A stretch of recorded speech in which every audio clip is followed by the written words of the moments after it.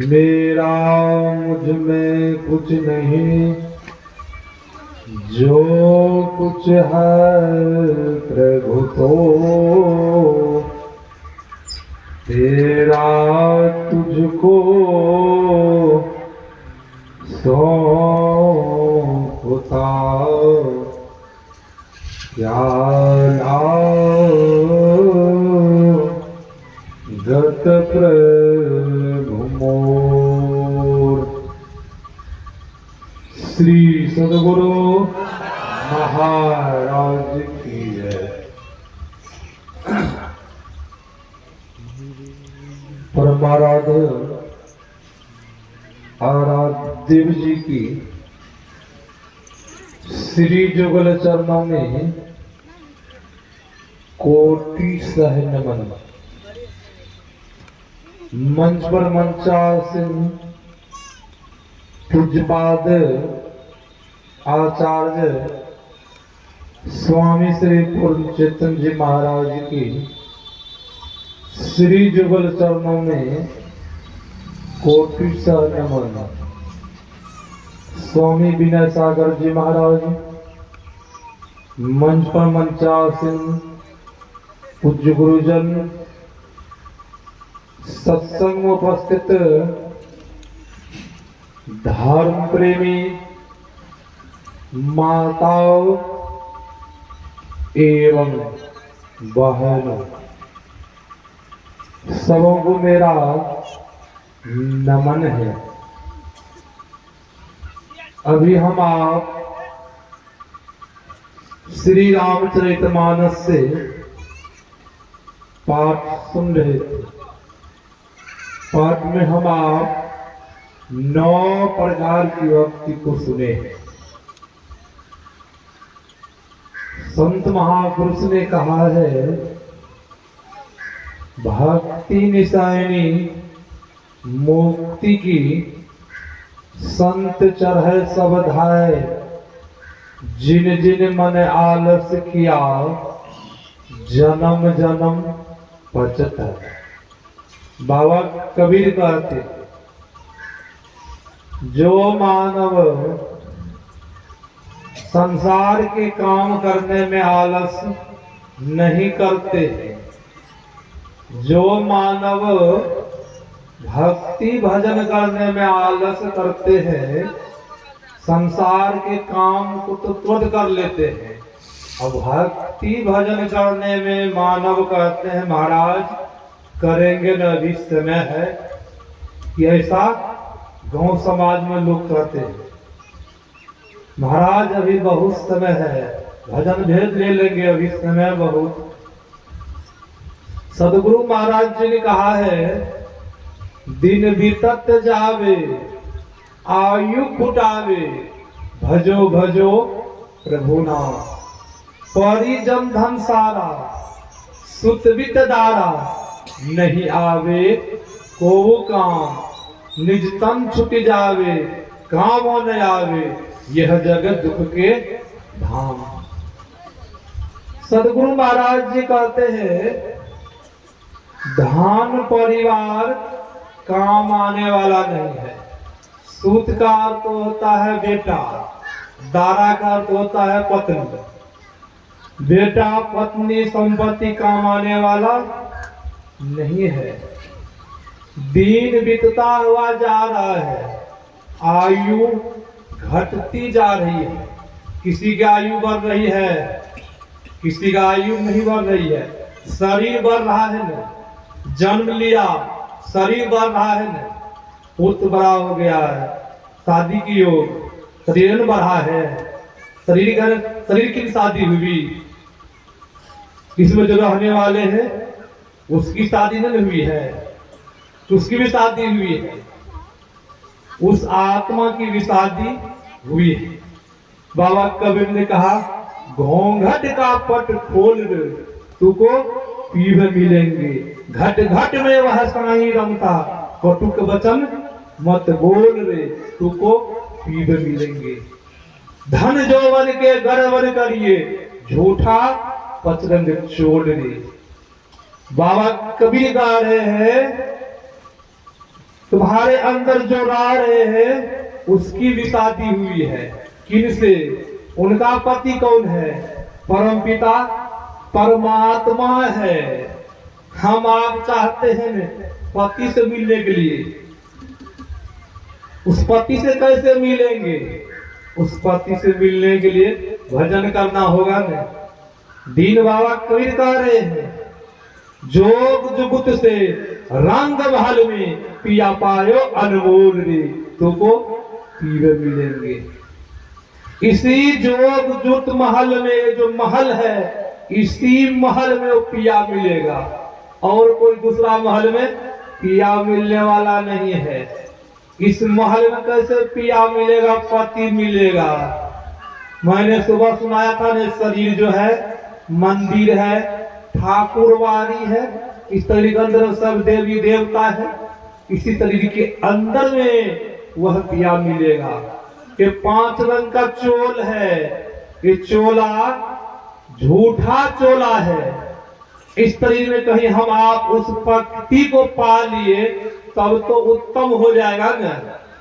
इस चोला से कहीं हम उस परमात्मा को पा लिए, तब चोला को छोड़ भी दिए तो कोई दुख की बात नहीं। जब नहीं पाए पति को, चोला भी छोड़ देंगे, ये चोला भी काम आने वाला नहीं है, पुनः फिर चोला मिलेगा भी नहीं। मिलेगा कि चोला मिलने वाला पुनः नहीं है, शरीर मिलने वाला नहीं। सतगुरु महाराज जी कहते हैं, शरीर भले बढ़ रहा है, आयु घट रही है, धन संपत्ति परिवार के लोग कोई काम आने वाला नहीं है, परिजन धन सारा सुत वित दारा नहीं आवे को काम। जिस शरीर का हम आप घमंड करते, बहुत तो लोगों को घमंड है ने, जो सुंदर है उनको घमंड है, इस शरीर से हम तो बहुत सुंदर है। सतगुरु महाराज जी कहते हैं, ये शरीर भी काम आने वाला नहीं है। जो कहते हैं जिनको मद है शरीर से, बहुत अहंकार है, ये शरीर काम आएगा, उनको इस शरीर भी काम नहीं आएगा। मिट्टी के शरीर मिट्टी में मिल जाएगा, 5 तत्व का शरीर बना है, 5 तत्व में मिल जाएगा, समा जाएगा, शरीर भी काम आने वाला नहीं हुआ। फिर सतगुरु महाराज जी कहा, अंतर पद चलो प्रभु को पालो, प्रभु बिनु नहीं विसराओ, गुरु भेद लो सारा, खोलो द्वारा, मैं ही पहुंच प्रभु धाम। और दूसरा कोई उपाय नहीं है, आपको अंदर धसना ही होगा। जब तक अंदर अपने अंदर नहीं धसेंगे, तब तक आप उस परम पिता परमात्मा को नहीं प्राप्त कर पाएंगे। अभी आपने सुना ने, बाबा कबीर कह रहे हैं, जो आपने भजन नहीं किया, संसार के काम करता रहा, शरीर छूट गया तो जन्म जन्म पचता है। और निसैनी के जो बात आई है, निसैनी का अर्थ होता है सीढ़ी। इस शरीर के अंदर में सीढ़ी भी लगी हुई है। कहेंगे कहाँ जाने के लिए सीढ़ी लगी है?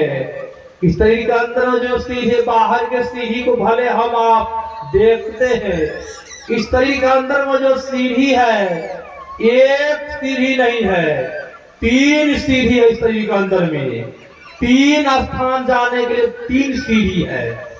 इस शरीर के अंदर में 3 सीढ़ी जो है, शुभमय कर्म करके आप स्वर्ग जा सकते हैं। आप ध्यान सुमरन करके परलोक परमात्मा के धाम सचखंड को जा सकते हैं। और अशुभमय कर्म को कर करके आप नरक में जा सकते हैं। बाबा कबीर कहते हैं, भक्ति निशानी मुक्ति की एक सीढ़ी जो है, भक्ति निशानी जो है मुक्ति की सीढ़ी है। जो कोई उस सीढ़ी पर पैर को रख दिए है, भक्ति रूपी सीढ़ी पर, वो एक न एक दिन अवश्य मुक्ति को पा लेंगे। नहीं जब जो रखे हैं उनको बहुत बड़ी हानि होगी। शरीर छूटेगा, जन्म जन्म पछता है। अब जन्म जन्म पछताने के जो बात आई है, जन्म जन्म पछताने क्या है? आपका ये शरीर छूट गया, बैल का शरीर मिलेगा, गधा का तृण मिलेगा। सज्जनों बताइए दुख होगा कि सुख होगा? बहुत बड़ा दुख होगा नहीं, उससे भी नहीं होगा। 2 अरब वर्ष 84 लाख योनि में भिन्न भिन्न प्रकार का शरीर दिया जाएगा। पहले तो देगा बैल का शरीर, गधा का शरीर, उससे भी नीच शरीर देगा। बताइए दुख होगा कि सुख होगा? कीड़ा पतंग का शरीर देगा, कितना दुख होगा। इसीलिए संत महापुरुष कहते हैं जब भजन करने के लिए चाहते हैं तो जुक्ति जान को भजन कीजिए। अभी आपने विनय सागर निवास से सुन रहे थे, विनय सागर निवास सुना रहे थे कि भूतों को पूजने वाले भूतों के पास जाते हैं।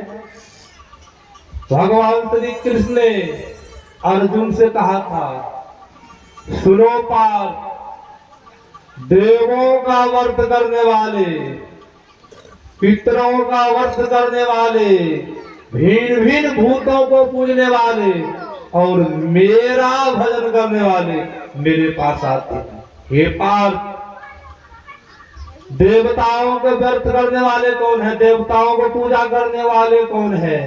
माताएं वर्ग के देवताओं को पूजा करती है ने, बहुत पुरुष वर्ग के हैं ये भी देवताओं को पूजा करते हैं। स्वाभाविक रूप से देवताओं का पूजा आराधना अर्चना करते थे, शरीर छूट गया तो आप स्वर्ग में जाएंगे। पुनः स्वर्ग में जाने से पहले पुनः आत्मा जीव को फूल की माला दी जाती है। पुनः आत्मा जीव जब स्वर्ग पहुंचता है उसी दिन से गिनती शुरू हो जाती है। आज पुनः आत्मा जीव स्वर्ग में 1 दिन बिताया है, आज पुनः आत्मा जीव स्वर्ग में 2 दिन बिताया है। इसी प्रकार गिनती शुरू हो जाती है। पुनः आत्मा जीव का पुण्य खत्म होता है, पुनः स्वर्ग से निकाल दिया जाता है। फिर 84 लाख योनि में चक्कर लगाते रहेंगे। बताइए सुख हुआ कि दुख हुआ? दुख हो गया न। फिर कहते हैं पितरों को पूजने वाले, बहुतों लोग अपने पूर्वजों के पूजा आराधना करते हैं ने, उनके नाम पर गाया बनारस में जाके पिंडदान करते हैं। बहुत तो ऐसे समाधि बना करके पूजा करते हैं ने, आपने देखे होंगे गांव समाज में। भगवान श्री कृष्ण कहते हैं कहीं उनका पूर्वज नरक में गया होगा तो जो पूजने वाले हैं उनको भी नरक में जाना पड़ेगा। भले भांति गांव समाज में किसी का शरीर छूटता है तो हम आप लिखने करी में स्वर्गवास लिख देते हैं। हम लोगों को जानकारी नहीं है जो व्यक्ति शरीर छोड़ा है स्वर्ग गए हैं कि नरक गए, किसी को जानकारी है? कोई चिट्ठी आई है हम स्वर्ग में है कि हम नरक में है? कोई चिट्ठी नहीं आई है, तो हम लोगों को क्या पता है? हम आप लिखने करी में लिख दिए स्वर्गवास हो गए। अब स्वर्गवास हुआ कि नरकवास हुआ है, जो गया है उन्हीं को पता है वो कहाँ है, नरक में है कि स्वर्ग में है। उनके समाधि बना करके हम पूजा कर रहे हैं, हम नहीं कर रहे हैं, हम खंडन नहीं कर रहे। भगवान श्री कृष्ण कर रहे हैं। श्रीमद् भागवत पुराण पढ़ के देखिए। अब भगवान श्री कृष्ण कहते हैं अर्जुन से, अब स्वाभाविक रूप से अपना पूर्वज का व्रत करता रहा, पूजन करता रहा। कहीं उनका पूर्वज स्वर्ग गया होगा तब तो उनको भी स्वर्ग जाना होगा। कहीं उनका पूर्वज नरक में गया होगा, उनको भी नरक में जाने से कोई नहीं बचा सकता है। फिर भगवान श्री कृष्ण ने कहा भिन्न भिन्न भूतों को पूजने वाले, भिन्न भिन्न भूतों कौन है? पंचभूत से ये संसार बना है ना, पंचभूत पदार्थ है और पंचभूत पदार्थ में बहुत तो वृक्ष पहाड़ आदि ये सब है न, हवाई सब क्या है, भूत पदार्थ है। और भगवान श्री कृष्ण कहते हैं ये सब जोनी में भी जाना पड़ेगा। क्यों, बहुत तो लोग भूत पहाड़ को पूजने वाले हैं ने, फिर भी भूत को पूजते हैं ने। और एक भूत योनि होता है, एक भूत योनि होता है। भगवान श्री कृष्ण कहते हैं जब उनका शरीर छूटेगा उनको अवश्य भूत योनि जाना पड़ जाएगा। क्यों, भूत का पूजा पाठ नहीं करते हैं। कौन करते हैं? भूतों को पूजने वाले कौन है? तांत्रिक ओझा है ने, जैन योगी। किनका पूजा नहीं करते हैं, किनका व्रत करते हैं बताइए? भूते पूजा पाठ करते हैं। किसी को भूत लगाते हैं, किसी को छोड़ाते हैं ने। ओझा तांत्रिक का क्या काम है? यही काम नहीं करते हैं, किसी को भूत लगा देते हैं, किसी को छोड़ा देते हैं। स्वाभाविक रूप से भूत का पूजन करता रहा, इनका शरीर छूट गया, इनको भूत योनि में जाने से कोई नहीं बचाएगा।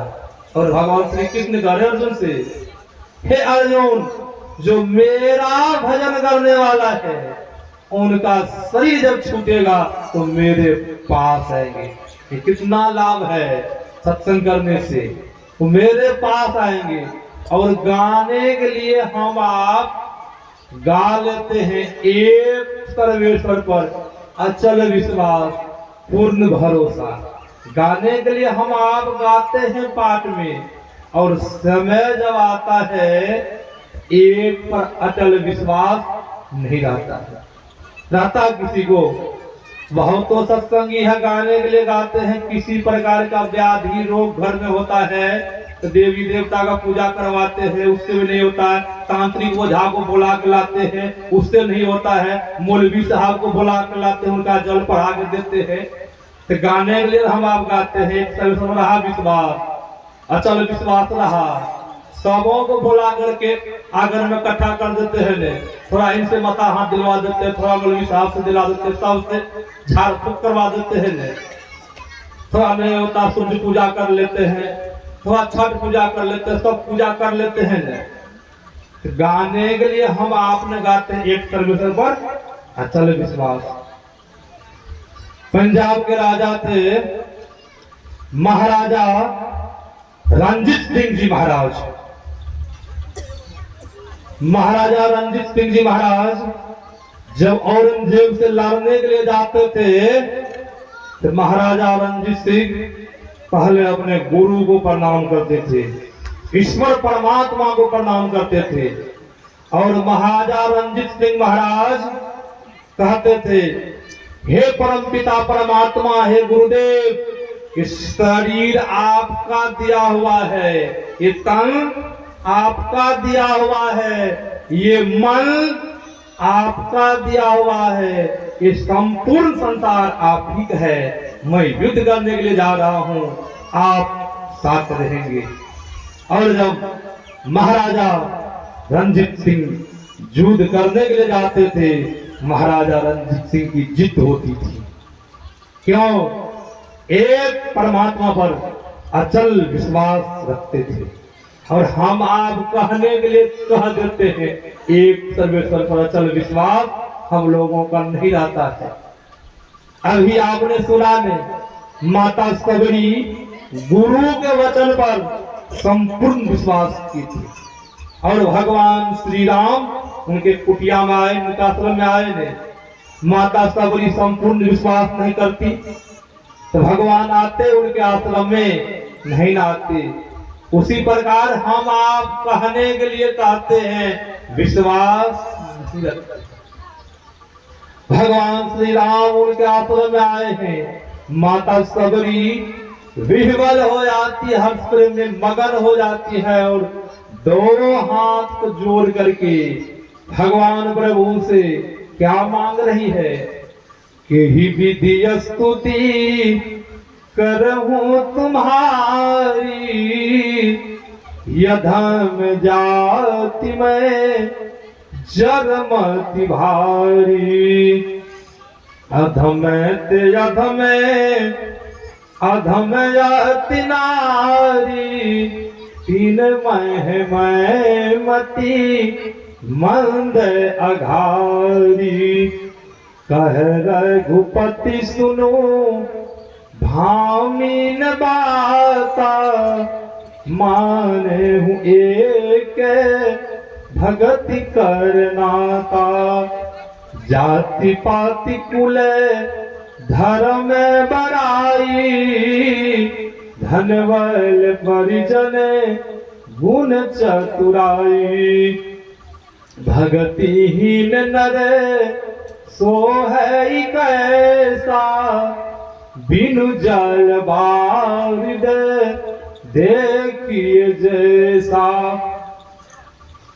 माता सबरी कह रही है भगवान श्री राम से, हे प्रभु आप हम पर प्रसन्न है, खुश है, आप मुझे वर दीजिए। मैं आपका स्तुति विनती मैं किस तरह करूं। मैं जाति की भीड़नी हूँ, मैं नहीं जानती हूँ, आपकी स्तुति प्रार्थना किस तरह करूं। भगवान राम ने क्या कहा, कह रघुपति सुनो भामिन वाता, हे भामिनी सुनो, मैं केवल भक्ति का नाता मानता हूँ। यही कहा, मैं केवल भक्ति का नाता मानता हूँ, मैं धन संपत्ति का नहीं। कहते कहते नीचा करीम का दिन जाति पाति कुल धर्म बड़ाई, धन बल प्रजन गुण चतुराई। हे सबरी, कोई जाति में उच्च जाति को हो, उच्च जाति ब्राह्मण क्षत्रिय ये सब क्या उच्च जाति है न, उच्च जाति जो हो, इनके अंदर जब भक्ति नहीं हो तो ये मुझे प्यारा नहीं है। बहुत तो उच्च जाति है न, दुर्गा अवसर काली अवसर के पूजा में देखते हैं न, उच्च जाति के है। जब काली पूजा होती है उनके अवसर पर क्या वो हस्ती में जीव नहीं है, मंत्र पढ़ते हैं, या देवी सर्वभूतेषु शक्ति रूपेण संस्थिता। मंत्र पढ़ते हैं, क्या उस देवी में, हस्ती में वो देवी नहीं है, सर्वभूतेषु देवी है कि नहीं है। जब हस्ती के ऊपर छुरी चलती है, क्या उसमें देवी नहीं है। भगवान श्री राम कह रहे हैं उस जाति को हो, उनके अंदर भक्ति नहीं है तो मुझे प्यारा नहीं है। चलिए उनका हम जान ले रहे हैं, उनका बच्चा के ऊपर जब कहीं छुरी चल जाए कैसा लगेगा उनको, प्यारा लगेगा नहीं, कहेंगे प्यारा नहीं लगेगा। उनको मांस खाते हैं, खस्सी के मांस, उनके बच्चा के ऊपर कहीं छुरी चले, उनका भी तो बच्चे हैं ना, जिनके बच्चा को मार खा रहे हैं, उनका भी कोई माता पिता होंगे कि नहीं होंगे। उनके ऊपर दिव्या स्वाद के लिए हम मार के खा रहे हैं। भगवान श्री राम कहते हैं जिनके अंदर भक्ति नहीं हो मुझे प्यारा नहीं। आप ऊंचे से ऊंचे जाति की क्यों नहीं है, भले आप चंडाल कुल में जन्म लिए हैं, नीच से नीच जाति में जन्म लिए हैं, जो आपके अंदर भक्ति भजन है तो भगवान को आप प्यारे। इसलिए पलटू साहब ने कहा साहब के दरबार में केवल भक्ति प्यार, साहब भक्ति में राजी। साहब को और कुछ नहीं चाहिए, साहब परमात्मा, परमात्मा को और कुछ नहीं चाहिए, परमात्मा केवल भक्ति में राजी है।